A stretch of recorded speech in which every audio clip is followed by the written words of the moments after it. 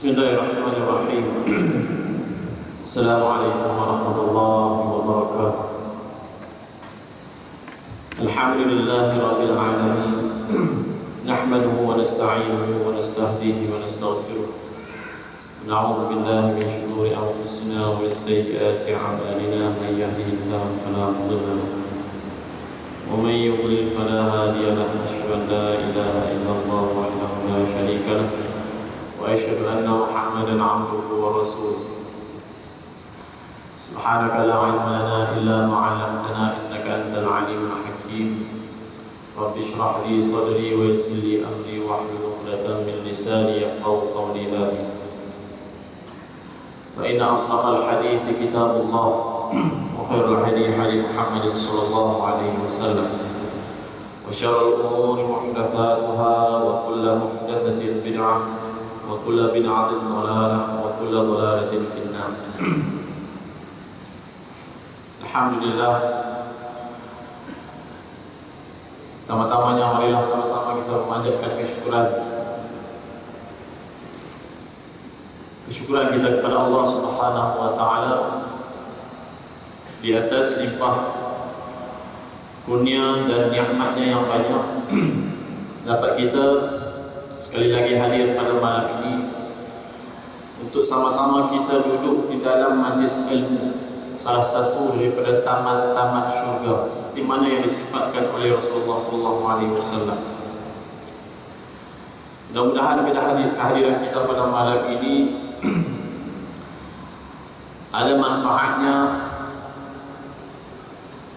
kepada diri kita dalam kita melaksanakan segala tuntutan Allah Subhanahu wa taala.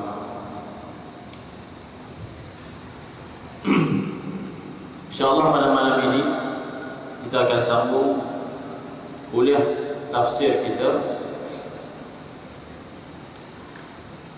yang mana kita sedang menafsirkan surah An-Nazi'at. InsyaAllah pada malam ini kita akan sambung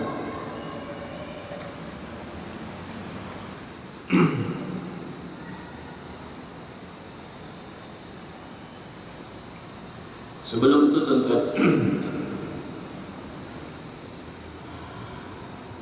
tadi saya on the way datang ke masjid ini. Dalam kereta saya dengar satu tazkirah. Tazkirah, ada seorang ustaz ni disampaikan tazkirah. Saya rasa radio Sabah FM kan. Bilang ustaz ini, dia kata dia selalu pergi ke masjid negeri Sabah. Dan dia kata dia rasa seronok. Dan tiap-tiap hari dia pergi sembahyang di masjid negeri Sabah ini, ada 3 golongan manusia yang dia seronok tengok. Pertama, seorang manusia ini, orang korporat, tapi sembahyang berjemaah sentiasa ada di masjid tersebut setiap waktu. Orang korporat, kecuali hal-hal tertentu yang menyebabkan dia terpaksa keluar daripada kawasan tersebut, maka tak adalah dia di masjid tersebut. Maka ustaz ni dia kata, saya suka tengok orang yang begini. Seorang korporat walaupun sibuk dengan kerjanya, sentiasa ada di masjid, jaga sembahyang berjemaahnya. Dia kata ustaz ni lagi, yang golongan yang kedua, orang yang kedua ni yang saya seronok tengok adalah seorang mu'allaf. Seorang mu'allaf maksudnya orang yang baru berjinak-jinak tentang Islam. Mu'allaf daripada perkataan alaf. Alif maksudnya jinak, mu'allaf orang tu yang dijinakkan dengan agama Islam. Orang mu'allaf ini lepas sembahyang saja dia selalu salam pula, tengok muka dan senyum. Selalu, setiap masa. Dan setiap habis solat dia selalu sedekahkan bungkusan-bungkusan makanan, kata ustaz. Maka ustaz dia kata, seronok tengok orang mu'alaf ini. Bukan hanya sehari dua, selalu dia buat begitu. Habis sembahyang sejak, dia selalu sedekahkan makanan, bungkusan makanan, tapau. Dan dia selalu senyum bila salam dengan orang. Dan golongan yang ketiga, kata ustaz, orang yang ketiga dia kata apa? Dia seronok tengok ustaz. Ada semua ustaz ni tua sudah di masjid negeri tersebut. Tua sudah, dia selalu mengajar Al-Quran. Dia ni kata ustaz tu antara generasi awal penghafaz Al-Quran daripada Sabah yang pergi hafaz Quran di apa? Darul Quran Kuala Lumpur sana. Dia seronok tengok ustaz ni setiap masa ajar tajwid kepada anak-anak orang Islam di masjid negeri sana. Okey, bilang ustaz tu 3 golongan ni, dia seronok tengok. Isinya di sini apa tuan-tuan? Berapa ramai manusia pada hari ini boleh buat ibadah, tetapi susah kita nak cari orang yang istiqamah di dalam ibadahnya. Itu poinnya ustaz tu nak beritahu. Saya naik kereta tadi, sambil bawa kereta tu dapat manfaat juga. Kenalah pada diri kita juga, kita muhasabah balik. Berapa ramai orang boleh buat ibadah, tetapi tak ramai orang istiqamah dalam ibadahnya. Maksud istiqamah apa? Berterusan. Macam mana istiqamahnya orang obat tadi, walaupun sibuk macam mana pun di tempat kerjanya, di pejabatnya, tetap istiqamah, turun setiap waktu berjemaah. Bukan setiap waktu solat, berjemaah lagi.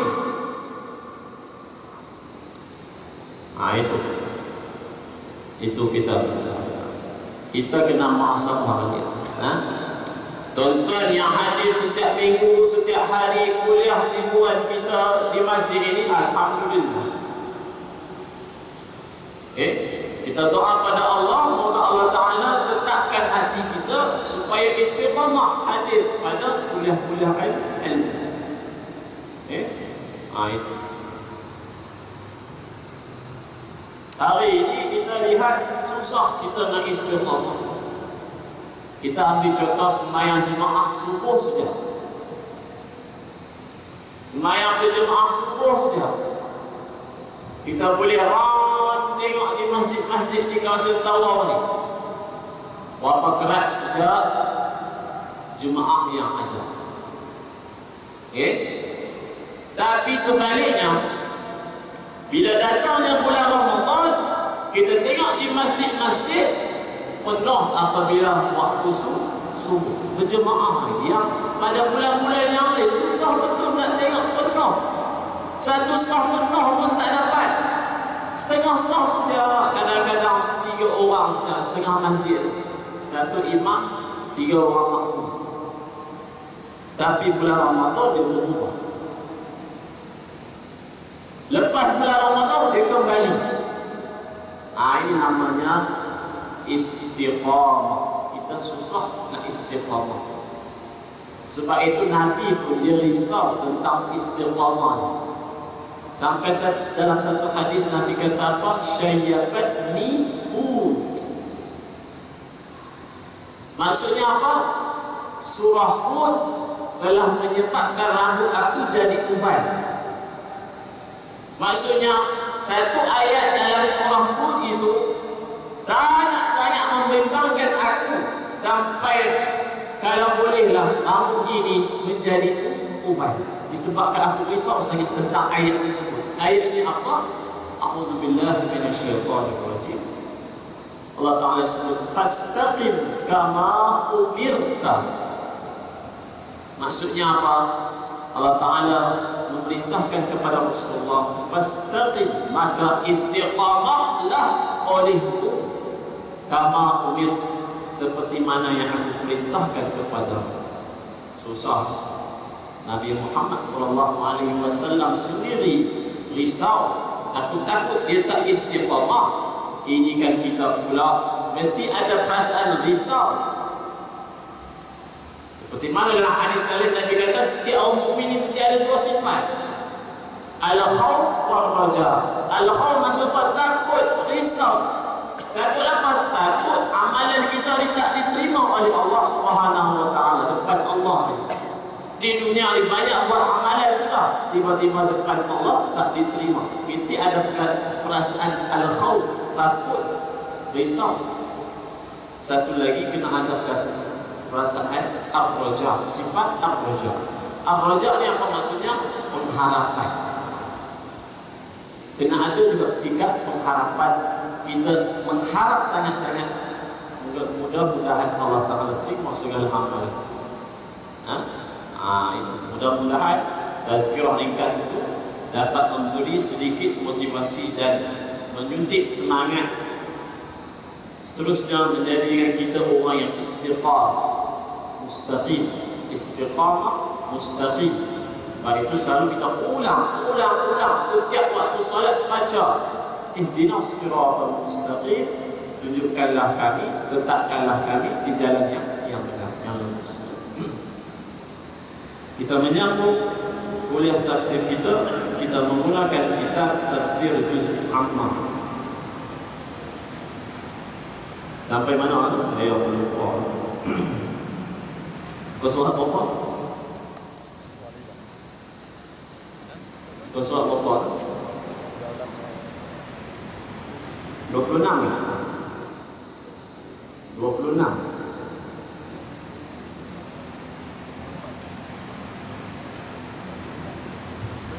Ah, 26.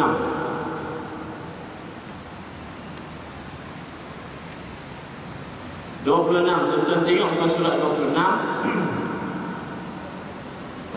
2, 3, 4. Berenggai yang keempat. Berenggai yang ketiga. Ayat yang ke-18 dan ke-19. Ayat yang ke-18 Allah Ta'ala menyebut, Allah Ta'ala berfirman pada surat 24 tentang rujuk ayat ini. A'udzu billahi minasyaitonir rajim. Ayat yang ke-18, faqul hal laka ila an tazakka wa ahdiyaka ila rabbika fatakhsha. Tengok terjemahannya ayat yang ke-18. Maka berkatalah kepadanya, adakah bagimu kemahuan kepada membersihkan dirimu? Ayat yang ke-19, wa ahdiyaka ila rabbika fatakhsha, dan kemudian bahawa saya tunjuki kamu jalan kepada Tuhanmu, maka kamu akan takut kepada. Kita masih lagi membicarakan tentang perintah Allah Subhanahu wa taala kepada Nabi Musa alaihissalam. Allah Ta'ala perintahkan Nabi Musa supaya pergi kepada Fir'aun dan berdakwah kepadanya. Faqul hal laka ila an tazakka, katakan kepadanya, wahai Musa, mahukah aku bawa kamu supaya kau dapat membersihkan dirimu daripada dosa-dosamu yang lain. Itu kata Nabi Musa kepada Fir'aun. Wa ahdiyaka ila rabbika fatakhsha, dan aku akan tunjukkan kepada kamu jalan kepada Tuhanmu supaya engkau ada perasaan takut kepada Allah Subhanahu wa taala. Itu ayat 18 dan ke-19. Kita tengok penafsirannya. Surat 26. Dalam ayat 18 dan 19 Allah Ta'ala mengkhabarkan kepada Nabi Muhammad SAW bagaimana Nabi Musa disuruh berlunak lembut menyeru Fir'aun yang sangat ganas itu, yaitu, hai Nabiku Musa, setelah engkau bertemu nanti dengan Fir'aun yang kejam itu, berkatalah kepadanya baik-baik, hai Raja Fir'aun, adakah Tuhan mempunyai kemahuan dan keinginan hendak membersihkan diri Tuhan daripada mempersekutukan Allah dan daripada segala sifat dan keadaan Tuhan yang tidak patut dan tidak baik ini. Adakah Tuhan suka saya tunjukkan kepada Tuhan dengan seterang-terangnya jalan kepada Allah Tuhan, supaya Tuhan takut dan tunduk serta setia kepadanya dengan sepenuh-penuh hati dan segenap anggota Tuhan, iaitu setelah Tuhan beroleh keterangan secukupnya tentang jalan kepadanya. Itu ayat yang ke-18 dan ke-19. Allah Ta'ala perintahkan Nabi Musa pergi berdakwah kepada Fir'aun. Dan Allah Ta'ala perintahkan Nabi Musa ini pula, berdakwah itu pula menggunakan strategi yang lemah lembut. Faqul hal laka ila an tazakka. Kita dah bagi tahu hari itu, kataan hal laka ini adalah satu perkataan dalam laras bahasa Arab yang menunjukkan bahasa yang cukup lembut. Nabi Musa bukan pergi berhadapan dengan Fir'aun, cakap benda-benda yang besar, terking dan sebagainya. Tak. Allah Ta'ala suruh cakap dengan lemah lembut. Nah, ini uslub dakwah. Uslub dakwah. Kadang-kadang kita kena berhadapan dengan seseorang. Allah Ta'ala bagi contoh di sini Nabi Musa. Kadang-kadang kita kena berdepan dengan pemimpin, pemerintah yang besar, bercakap dengannya dengan cara yang baik supaya dia dapat hidayah ataupun dakwah itu daripada Allah Subhanahu wa Ta'ala.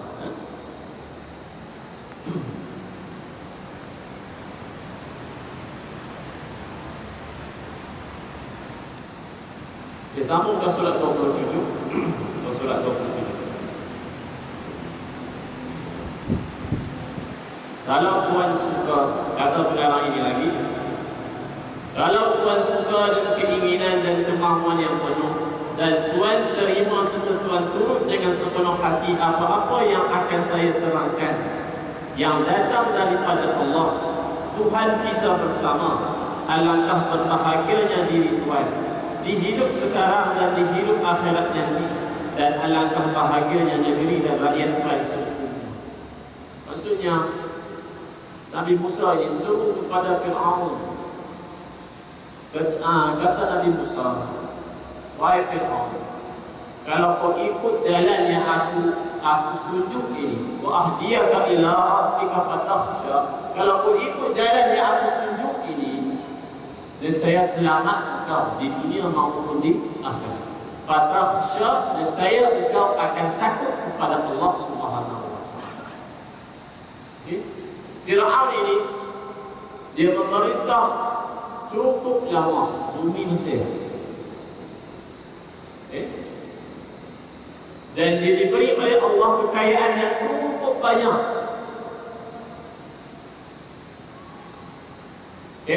Dan dia diberi juga harta yang cukup banyak.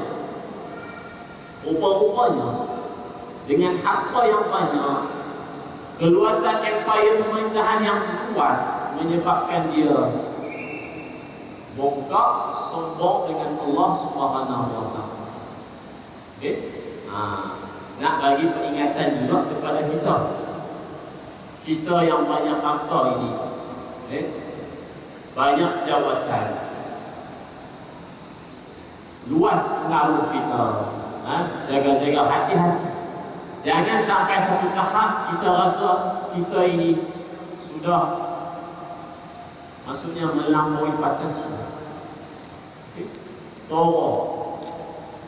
Ada ayat yang minggu lalu kita baca, Fir'aun ini sudah melampaui batas. Sampai satu tahap dia anggap dia tetap sudah pada Allah Subhanahu wa Ta'ala, sehingga kan dia kata dia itu Rabbukumul A'la, Tuhan yang paling tinggi. Seterusnya ayat yang ke-20. Tuan-tuan kembali ke surat 24, ayat yang ke-20.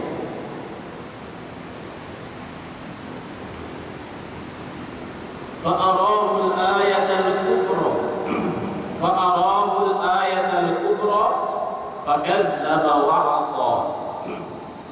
Ayat yang ke-20, fa'arahu al-ayata al-kubra. Maka tengok terjemahannya, surah 25. Ayat yang ke-20, maka diperlihatkan Allah akan dia tanda kekuasaannya yang besar. Fa'arahul ayatal kubra, maka Allah Ta'ala memperlihatkan kepadanya tanda kebesaran Allah Subhanahu Wa Ta'ala melalui mukjizat yang dikurniakan oleh Allah kepada Nabi Musa.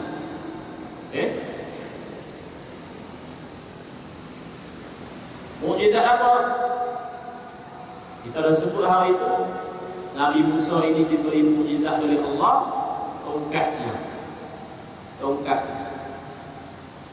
Dalam setengah kitab tafsir dikata ada dua, tongkat dan juga tangan Nabi Musa itu bercahaya seperti mana matahari memancar cahaya, itu juga adalah tangan Nabi Musa. Itu antara mukjizat Nabi Musa alaihissalam. Maka Nabi Musa diberi oleh Allah tongkat. Maka ayat al-kubra, tanda kebesaran kami di sini, maksudnya tongkat Nabi Musa itulah. Bila dilempar menjadi ular, memakan ular-ular tukang-tukang sihir.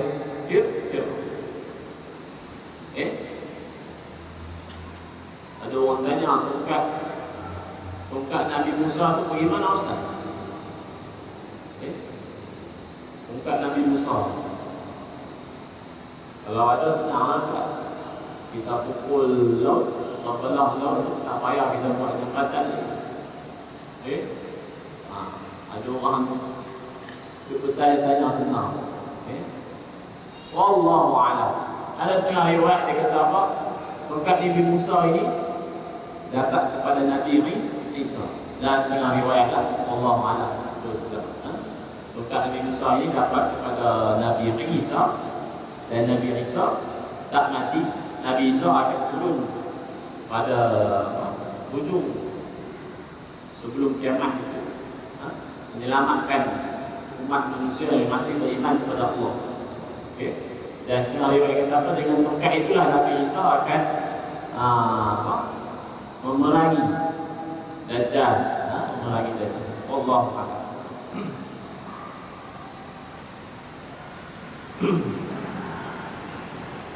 Itu antara kelebihan yang Allah telah berikan kepada Nabi Musa AS.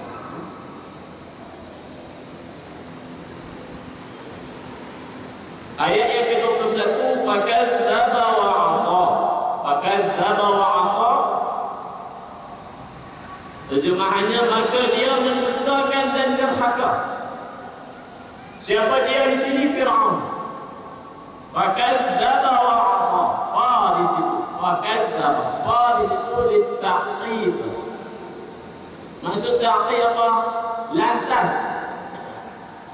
Bila Nabi Musa tunjuk mukjizatnya kepada Fir'aun, Fir'aun ini bukan dia rasa takut, bukan dia rasa takut kepada Allah Subhanahu Wa Taala selepas tengok mukjizat Nabi Musa tu. Fakadzdzaba wa 'asa, bahkan dia mendustakan tanda-tanda kebesaran Allah, mukjizat Nabi Musa. Dia kata kau ni bohong saja, wahai Nabi Musa, kau ni sihir. Wa 'asa, bukan hanya mendustakan mukjizat Nabi Musa, bahkan wa 'asa, derhaka, engkar. Itu Fir'aun.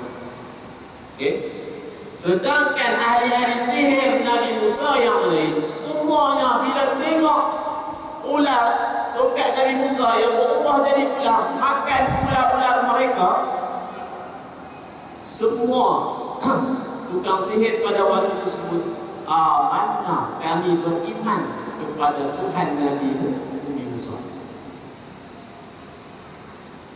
Tukang sihir Fir'aun pada waktu itu juga tunduk sujud kepada Allah Subhanahu Wa Taala. Tapi Fir'aun dan menteri-menterinya enggak. Ada setengah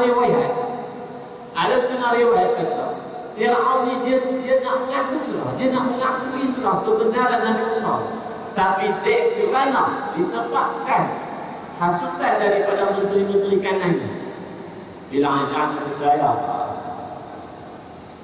Itu magicnya sudah. Jangan percaya. Ini orang di milik kita ni yang sentiasa mencucuk kita. Kadang-kadang kawan rapat milik pun cucuk kita. Itu Fir'aun. Dalam setengah riwayat Allah Alam lah. Setengah riwayat kata apa? Bila Fir'aun tengok sejak ular tongkat Nabi Musa bertukar jadi ular, Nabi Musa Fir'aun ini dia rasa dia hampir-hampir nak menyatakan kebenaran Nabi Musa tersebut. Itu dalam setengah riwayat. Maka begitu. Bukan hanya begitu, bukan setakat itu. Fir'aun bila tengok tukang-tukang sihirnya semua beriman sudah kepada Tuhan Nabi Musa, dia tangkap seorang ahli sihir. Dia potong tangan dan kaki secara bersilang. Potong dan tangan dan kaki secara bersilang, kemudian dia bunuh tukang sihir tersebut. Kamu tengok apa yang jadi pada dia? Kalau kamu tak balik sembah kepada aku, kata Fir'aun kepada ahli-ahli sihir yang, jadi kalau kamu tak balik sembah kepada aku akan buat kepada kamu seperti mana yang kamu lihat aku buat kepada kawan kamu. Tetapi ahli sihir yang lain yang tadi telah beriman kepada Allah Subhanahu wa taala tetap dengan keimanan mereka kepada Allah Subhanahu wa taala. Hari itu juga mereka dibunuh dan mati syahid. Tuan-tuan tengok, orang yang sekali mata, orang yang pada satu ketika kufur pada Allah, sekali mata saja mati dalam syahid, mati dalam beriman kepada Allah Subhanahu wa taala. Itu namanya ketentuan Allah Subhanahu wa taala. Kita tak boleh nak mengadili seseorang. Tak boleh nak klaim seseorang kau ni ahli neraka sudah. Dengan dosa yang kau buat tiap-tiap hari ni, bunuh orang, minum arak, minum judinya, nombor ekornya, kau ni ahli neraka sudah. Tak boleh kita klaim orang ni. Biar teruk macam mana pun dia, banyak dosa macam mana pun dia, selagi mana dalam hatinya percaya pada Allah Subhanahu wa taala, dia masih lagi orang Islam. Tapi orang Islam yang istilahkan sebagai fasik, orang Islam yang banyak melakukan dosa-dosa besar dan berterusan melakukan dosa-dosa kecil, ini orang fasik. Dia masih lagi Islam. Tak boleh kita klaim dia kau ni ahli neraka. Maka itu Fir'aun, maka dia bunuh semua tukang sihir. Dia tengok tafsirannya dalam surat 27. Kita baca ayat yang ke-22. Ayat yang ke-22. Thumma adbara yas'a. Ayat yang ke-22. Terjemahannya ke surat 25. Kemudian thumma adbara yas'a, kemudian berpaling dia serta berusaha tipu daya. Bukan hanya ikrar kepada Nabi Musa, Fir'aun berpaling, tak mau juga beriman kepada Allah Subhanahu wa taala. Wa yas'a, adbara yas'a, yas'a maksudnya dia berusaha untuk cari lelah-lelah yang lain untuk menewaskan Nabi Musa, Nabi Allah Musa AS. Ayat yang ke-23, fahasyara fanada, dan pada waktu itu dia 22, kemudian maka dikumpulkannya kawan-kawannya, kemudian dia berseru. Fahasyara fanada, hasyara maksudnya dia mengumpulkan orang-orangnya. Fahasyara, lantas dia mengumpulkan orang-orangnya. Hasyara, maksudnya mengumpulkan. Daripada perkataan hasyara terhasil perkataan mahsyar. Selalu kita dengar pada mahsyar. Mahsyar maksudnya tempat berkumpul. Okey, di hari kiamat itu. Bana dan dia menyeru kepada orang-orang itu. Faqala, ayat yang ke-24, faqala ana rabbukumul a'la. Faqala ana rabbukumul a'la.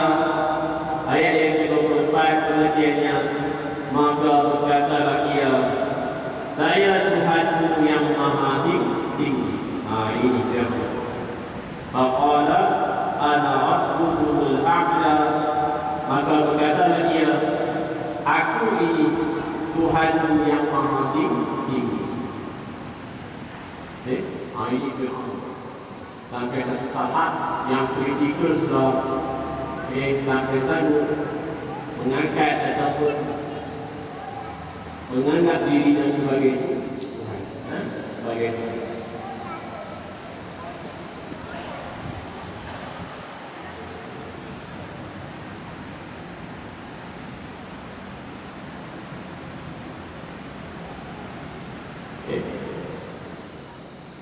Fir'aun ini hari pada minggu yang lalu kita dah sebut satu ayat daripada surah Al-Qasas. Fir'aun ini sebelum dia mengaku sebagai Tuhan, dia juga dalam ayat yang lain dia suruh Haman, menterinya Haman, wahai Haman, membakar batu, kau dirikan satu bangunan yang tinggi, satu menara yang tinggi. Aku nak naik atas menara tersebut, pergi atas sana, aku mau lempar batu ini kepada Tuhan Nabi-Mu Musa. Ini Fir'aun. Aku nak tengok ada betul ke Tuhan Nabi Musa ni. Kalau ada betul, aku nak lempar dengan batu. Batu yang dipakai oleh Haman menterinya. Sampai begitu sekali Fir'aun. Dan pada ayat ini kita dengar tadi Fir'aun mengakui dirinya sebagai itu. Kata ulama, kenapa Fir'aun sampai satu tahap dia mengaku dirinya sebagai Tuhan? Kata ulama ada 3 sebab. Yang pertama, Fir'aun ini mengaku sebagai Tuhan kerana apa? Kerana dia mempunyai kerajaan yang sangat luas. Kerajaan yang sangat luas. Dia memerintah empire yang cukup luas sampai dia menganggap dia adalah Tuhan. Dia adalah Tuhan yang menguasai empire tersebut. Yang kedua, kata ulama, kenapa Fir'aun ini mengaku sebagai Tuhan? Kerana Fir'aun ini tak pernah sakit. Fir'aun ini tak pernah sakit. Wallahu a'lam. Dalam surah riwayat disebut begitu. Fir'aun ini tak pernah sakit. Sebab itulah dia menganggap dirinya sebagai itu.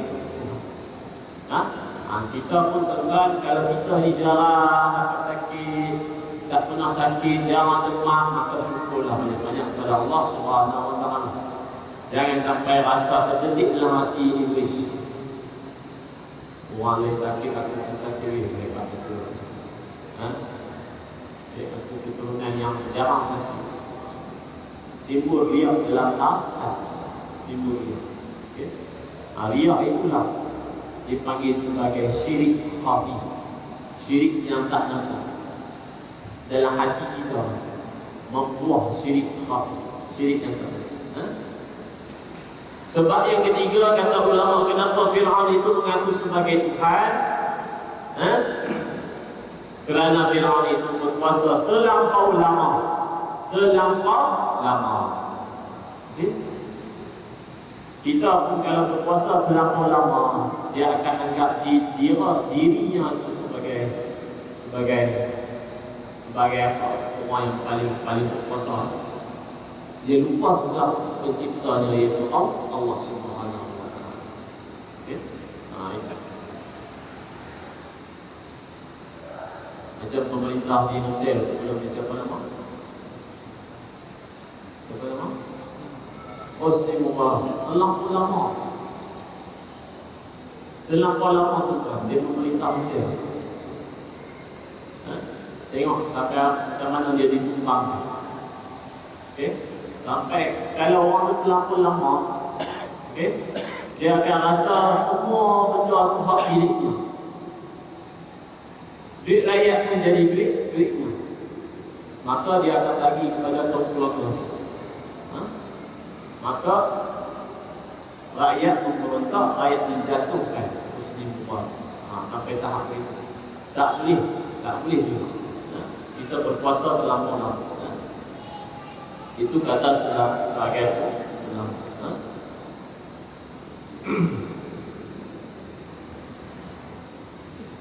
dan saya nak sebut di sini doa yang kita selalu baca. Allah Ta'ala ajar kepada Nabi Musa satu doa, pergi menghadap Fir'aun yang cukup kejam ini. Tuan-tuan, Fir'aun yang cukup kejam. Sampai zamannya dia memerintahkan bunuh semua kanak-kanak lelaki. Kanak-kanak perempuan dibiarkan hidup, bayi-bayi perempuan dibiarkan hidup, bayi-bayi lelaki. Anak-anak lelaki bunuh semua. Itu Fir'aun. Sampai menteri-menterinya bersidang dengan Fir'aun. Bilang dia orang, wahai Fir'aun, kalau kita bunuh semua anak-anak lelaki, siapa lagi yang akan jadi hamba kepada kita nanti? Yang akan menjadi orang sumpahan kita? Bilang Fir'aun, betul juga. Siapa aku nak suruh buat piramid nanti? Maka dia tukar polisi. Dia kata, 1 tahun kita bunuh anak lelaki, tahun depan kita tak bunuh, kita biarkan sebahagian yang hidup. Tahun satu lagi bunuh, tahun satu lagi tak bunuh. Sebab itu sebagai riwayat kita apa? Sebab itu Nabi Musa hidup pada tahun yang kedua. Tahun yang pertama tu dibunuh semua anak lelaki. Tahun yang kedua tu lahirnya Nabi Harun. Nabi Harun. Maka hiduplah Nabi Harun pada zaman tersebut, pada waktu yang diharapkan supaya tak dibunuh kanak-kanak lelaki. Maka Nabi Harunlah berserta dengan Nabi Musa pergi berdakwah kepada Fir'aun. Idhaba ila Fir'aun, dalam ayat yang lain, pergi kamu berdua berdakwah kepada Fir'aun. Kata ulama, kenapa disertakan Nabi Allah Harun? Nabi Allah Harun. Kerana Nabi Allah Harun ini dia pandai berbicara. Nabi Musa ini dikurniakan oleh Allah kekuatan. Dalam satu kes, dia meleraikan pergaduhan di antara orang Bani Israel dengan orang Bani Qibti, satu bangsa di Mesir. Dia meleraikan pergaduhan. Dalam peleraiannya itu, dia tumbuk orang Qibti, orang bangsa Qibti mati terus. Ini kekuatan yang Allah Ta'ala bagi kepada Nabi Musa alaihissalam. Disebabkan itulah Fir'aun dan bala tenteranya, ayo kejar Musa. Itu yang jadi Nabi Musa bawa orang-orang yang beriman kepada Allah menyeberangi Laut Merah. Dari riwayat ini, dan Nabi Musa ini kata setengah riwayat, Nabi Musa ini dia kurang fasih sikit dari sudut bicara, dari sudut nak bercakap. Nabi Harun fasih dari sudut nak berdakwah, dari sudut nak bercakap dengan orang, pandai dia berbicara. Nabi Musa kurang sikit. Sebab apa? Sebab ada kecederaan pada lidah. Yang diceritakan pada waktu kecilnya, Nabi Musa ini dia dibesarkan oleh Fir'aun. Nabi Musa ini dibesarkan oleh Fir'aun. Dalam setengah riwayat kata apa? Fir'aun yang membesarkan Nabi Musa ini bukanlah Fir'aun yang menentang yang tenggelam di laut. Yang tenggelam di Laut Merah itu anak kepada Fir'aun yang membesarkan Nabi Musa. Okay? Seperti mana yang kita sedia maklum, Nabi Musa dihanyutkan dalam kota, okay? Dalam kota kayu, mamaknya letak dalam kota kayu, mamaknya pun alirkannya supaya menyelamatkan daripada tentera-tentera Fir'aun nak bunuh anak lelaki pada tuan tersebut. Tiba-tiba sampai depan istana Fir'aun. Isteri Fir'aun ambil anak tersebut, Asia, isteri Fir'aun. Fir'aun tengok, tak boleh ni, anak lelaki kena bunuh. Bilang isteri Fir'aun, tak payahlah, kita belah salah anak ni. Okay? Itu peranan isteri. Isteri kalau pujuk suami, cair suami. Itulah Asia, dia pujuk Fir'aun, Fir'aun pun kata tak apa. Okay? Dalam meningkat kanak-kanak, ketika kanak-kanak Fir'aun dalam satu ketika main dengan Musa, Musa tarik janggut Fir'aun. Budak-budak main dengan orang tua, dia tertarik janggut Fir'aun. Fir'aun marah. Fir'aun dia nak bunuh saja. Bunuh budak ni. Kata isterinya, lapang jangan. Lapang sikit-sikit bunuh. Sikit-sikit bunuh. Sabar. Mana boleh sabar? Ini dia ada sudah tanda-tanda dia nak memerangi aku. Nanti dia besar dia jadi kepala akan memerangi aku. Fir'aun tak apa itu. Cuba kita test. Diletaknya satu makanan, satu bara api. Kalau dia pilih makanan, kalau kanak-kanak ini pilih makanan, pasti besar nanti dia mesti orang yang cerdik, dia akan tentang aku. Tapi kalau dia pilih bara api, tak apa, tak ada masalah. Dia ni orang yang bodoh. Okay? Maka Nabi Musa, kanak-kanak, dia pergi pilih, ambil bara, selamatlah Nabi Musa.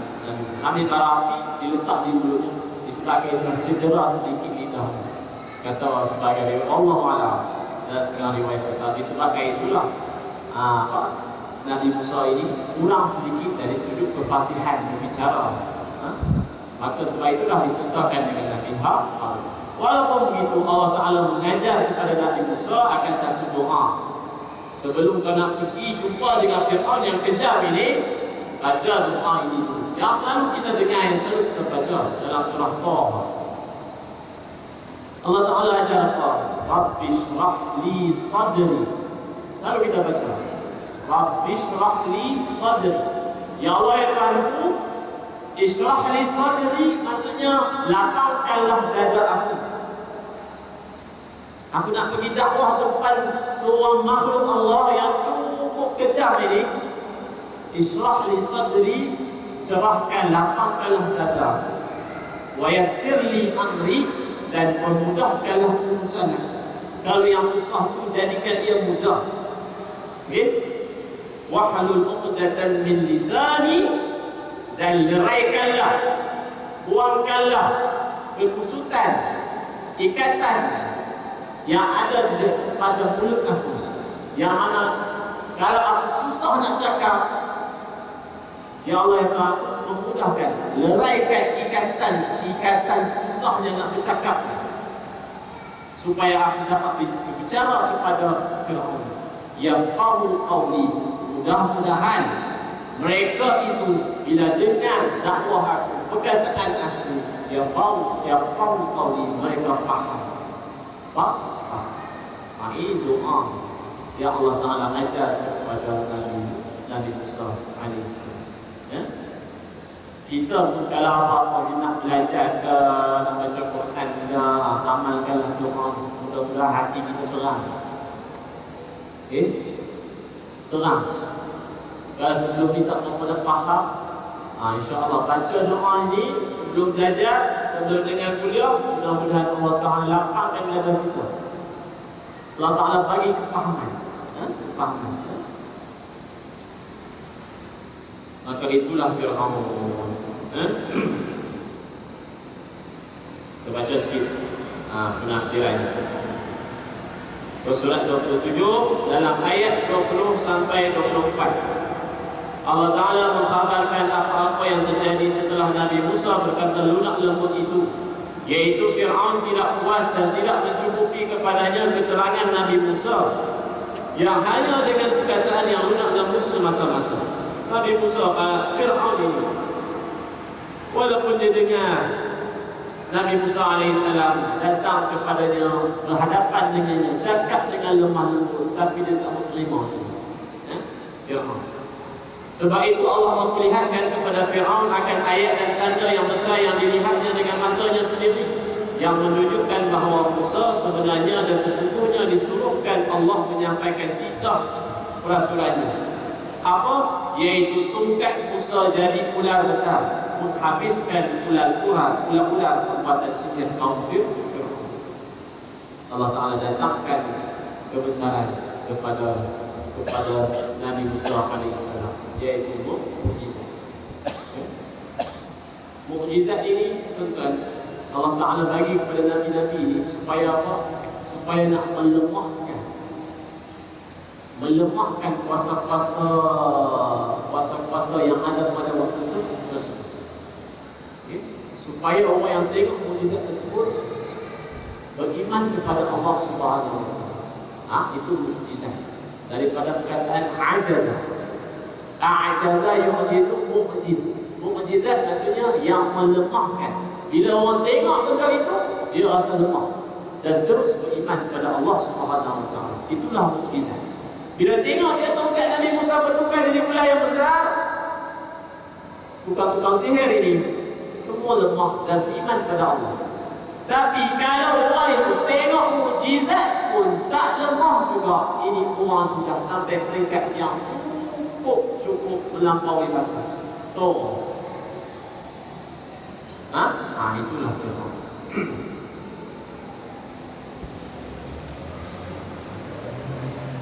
Maka peringkat yang seterusnya, apakah yang terjadi sesudah Fir'aun melihat dengan matanya sendiri akan ayat dan tanda itu? Apakah Fir'aun percaya dan mengakui apa-apa yang disampaikan Musa itu? Tidak. Takbur dan sombongnya yang telah berurat dan berakar dalam hatinya. Kezaliman yang dirasainya beroleh keuntungan dan kepuasan hatinya selama ini menghambat dan menghalangi hatinya menerima apa-apa yang disampaikan Musa itu. Maka didustakannya lah berterang-terang akan Nabi Musa dan berhakalah ia kepada ayat dan tanda yang telah dilihat ini. Ini Fir'aun. Banyak sangat kezaliman, banyak sangat kederhakaan yang kepada Allah SWT sampai berakar umbi dalam dirinya. Sebab itu dia tak boleh terima kebenaran. Begitulah juga kita ini. Kalau banyak sangat buat dosa, susah kita nak buat. Banyak sangat kita buat dosa, banyak sangat buat maksiat dalam pada diri kita ini, maka susah kita nak terbaik, kita nak kembali. Dia jadi berakar. Kata Imam Al-Ghazali dalam kitab Ihya, dia kata orang kalau yang buat dosa ni sampai dah berakar dalam dirinya, maka susah nak dicabut akar tersebut. Kita kalau pokok kecil-kecil tu, pokok kecil-kecil, rumput, senang kita cabut. Tapi kalau pokok yang membesar, akar sudah menjalar sampai ke tanah bawah sana tu, susah kita nak cabut.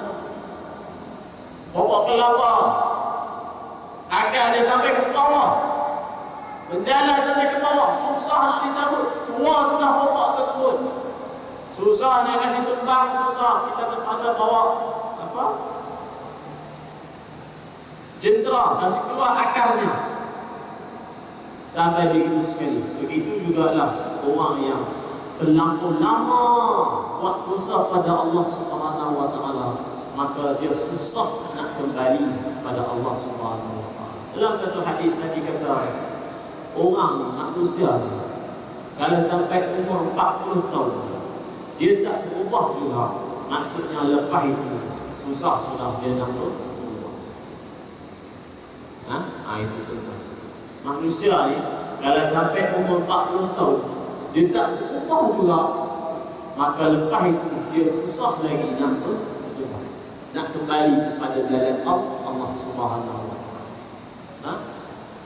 Sebab itu setengah apa kata-kata orang, life begin at 40. Hidup manusia ini bermula pada umur 40. Tapi kalau umur 40 tahun itu tak sedar juga, tak kembali juga pada jalan Allah, tak semayang juga, terus menerus minum juga, okey, maka susah sudah nak sebab apa? Berakar sudah dalam diri dosa. Kemudian kita baca sikit lagi pendengar yang terakhir. Dah habiskan muka surat 27.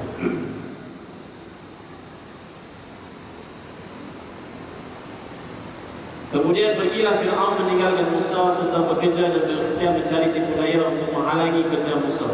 Dikumpulkannya tukang-tukang sihirnya, penolong-penolongnya dan orang-orang kepercayaannya. Berdiri ia di tengah-tengah kumpulan ramai itu seraya berkata, "Hai kamu sekalian, dengarlah sungguh-sungguh, saya inilah Tuhanmu yang maha tinggi. Tidak ada satu kekuatan dan kebesaran apa jua pun di dunia ini yang melebihi kekuasaan dan kebesaranku. Tidak benar apa yang dikatakan Musa itu. Maka sekali-kali janganlah kamu membenarkan dan mengikutnya." Itulah Fir'aun.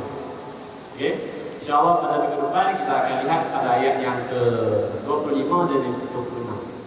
Ayat yang ke-25, ayat yang ke-26. Maka habislah pasal cerita tentang Nabi Musa dan Fir'aun. InsyaAllah pada minggu depan kita tengok macam mana tamatnya riwayat Fir'aun. Tamatnya riwayat Fir'aun. Walaupun begitu Allah Ta'ala kekalkan jasadnya sampai hari ini. Dia boleh tenggelam dalam lautan merah, Allah Ta'ala kekalkan jasadnya supaya umat manusia yang datang selepas itu mengambil iktibar. Kata ulama, bukan jasadnya saja, kerusinya, pinggan mangkuknya, tayar kereta kudanya, semua masih kekal sampai hari ini. Semua emas, meja emas, kerusi emas, pinggan mangkuk emas. Itu Fir'aun. Sampai kata ulama, rotinya pun masih ada sampai ke hari ini.